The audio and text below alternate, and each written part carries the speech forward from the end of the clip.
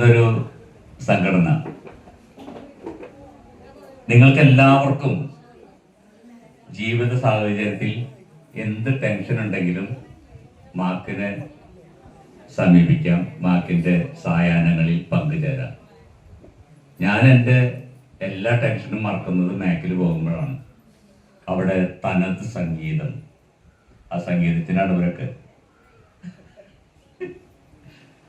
തബല കൊട്ടി പെട്ടി വായിച്ച് പാട്ടുപാടി ഉല്ലസിച്ച് കുറച്ച് സമയം, ഒരു മണിക്കൂറോ 2 മണിക്കൂറോ നമ്മുടെ മനസ്സിനെ ഒന്ന് ഫ്രഷ് ആക്കാനായിട്ടുള്ള ഒരു സങ്കേതമാണ് മാക്ക്. ഇവിടെ കണ്ടാണിശ്ശേരിയാണ് സ്ഥലം. മാക്ക് കുറെ വർഷങ്ങളായിട്ട് മാഷുടെ സാന്നിധ്യത്തിൽ നടന്നുകൊണ്ടിരിക്കുകയാണ്. ഒരു വിദേശിയായിട്ടുള്ള ഒരു അറബി ഉണ്ടായിരുന്നു. അറബിയുടെ പേര് ഞാൻ പറഞ്ഞു, പറയാൻ കൊള്ളാത്ത പേരാണ്, അതുകൊണ്ട് പറയാൻ പറ്റില്ല. ജാസിൻ ഖാലിദ് എന്ന് പറഞ്ഞിട്ടുള്ളൊരു അറബി. അദ്ദേഹത്തിനോടൊപ്പം ഞാനൊരു സിനിമയിൽ അഭിനയിച്ചിട്ടുണ്ടെന്നുള്ളൊരു പരിചയമുള്ളൂ.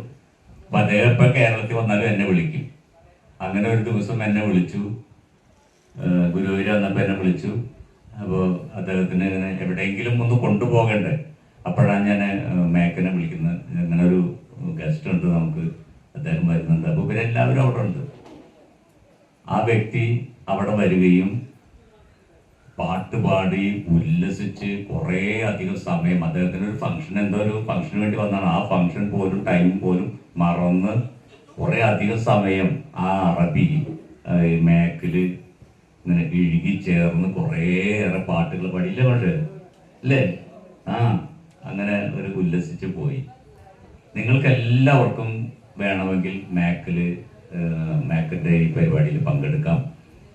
കണ്ടാണിശ്ശേരിയിൽ നിന്നൊരല്പം റൈറ്റ് ചേർന്ന്, ഇപ്പോൾ ജവഹർ മാഷിൻ്റെ അച്ഛൻ നല്ലൊരു കലാകാരനായിരുന്നു, നാടക കലാകാരനായിരുന്നു.